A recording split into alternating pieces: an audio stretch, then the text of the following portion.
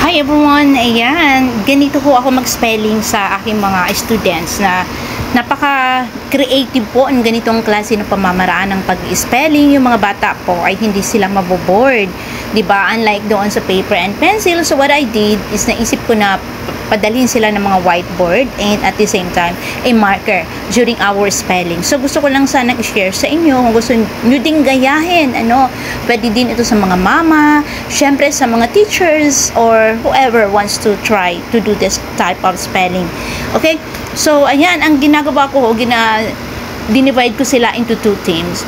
So ayun, so pwede kayong maging team boy and then team girl. And then I'm going to say the word kung sino yung unang-unang makakapagsulat ng tamang spelling ng salitang aking sinabi, ang siyang makakakuha ng point. And syempre kung sino yung pinakamaraming number of points, syempre sila yung mananalo. Yung mga estudyante ko talagang grabe, ang saya-saya nila. Kumaga parang very sila eager na makuha yung tamang sagot. Pero minsan nagkakamali sila dahil sa bilis. Pero sabi ko sa kanila kasi kailangan din maging careful sila. So matutunan din nilang maging careful. And syempre yung presence of mind, kasi kailangan talaga bilisan to, contest to di ba? And tuwang-tuwa talaga yung mga bata sa ganitong klase ng style, ng pamamaraan ng pag-spelling. Kasi napapansin ko, nung mga una nung nagpapa-spelling kami, parang napapansin ko na parang naboboard sila and parang may natutunan din pero hindi ganun talaga kabilis. Samantalang ganitong klase ng pamamaraan ng pag-spelling ay kumbaga nabibigyan talaga sila ng motivation and nata-challenge talaga sila and parang na-excite sila na para bang proud sila sa kanilang sarili kung sino yung unang-unang makakapagtaas ng whiteboard, makakapag-show ng kanilang work in front of the class, and at the same time makakakuha sila ng point and maipapanalo nila ang kanilang team.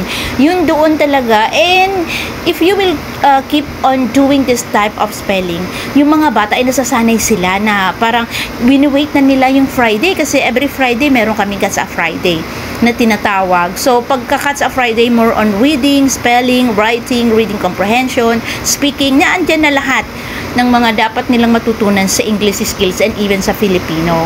So ito yung nakakatuwa dito sa aking mga estudyante, guys. So ayan, papanuorin po natin kung paano ko po ito ginawa, and they really love and enjoy doing this type of spelling. So ayan, sana ho ay matuwa kayo. Okay guys, ayan, let's start. Hey kids, are you ready? Okay.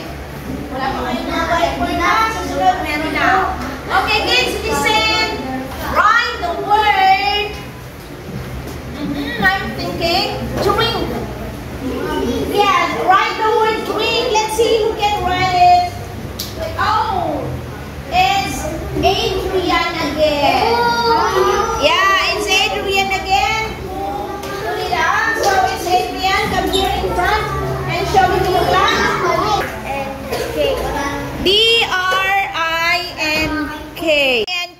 Is Adrian correct, kids? Yes. What is the word again? Everybody say drink. One more. And how do you spell the word drink? D-R-I-N-K.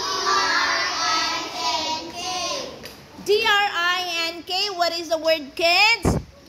Drink. Very good. Okay, let's move to the next word. Spell the word. I'm thinking never. Yes, never. Wow. Adrian, show your work to me, please. Is Adrian again? Ang bilis naman ni Adrian. Okay, let's check if Adrian's work is correct. Show it to the class, Adrian. How do you spell? N-E-V-E-R. What is the word? Never. That is correct. N-E-V-E-R, never. Clap your hands for Adrian. Who will get the point? The boys. Very good. Adrian writes so fast. Okay, everybody, can you spell the word never? Ready? N-E-V-E-R. N-E-V-E-R. Is that correct? Can you say it again? N-E-V-E-R. Never. N-E-V-E-R, never. Who can use the word never in a sentence, Kaylee? N-E-V-E-R, never. Yes, and I want you to use it in a sentence. Use the word never. Never. I never have to go outside again. You will never go outside again. Okay, next word. So boys got how many points now, kids? 4. So boys got 4 points. Wow, what happened to the girls? Okay, ready? Are you ready? Okay, number 5, the last word, kids. Spell the word carry. I can't carry heavy things. It's quite hard for me. Is Ruwan Eisen? Guess. Ruwan Eisen. But you can't see Ruwan. He is at your back. He is behind you. Carry. So it's Ruwan Eisen, right? Okay, Ruwan, can you come here in front and show it to the class, please? Stand up here in front. Okay, show it to the class and spell.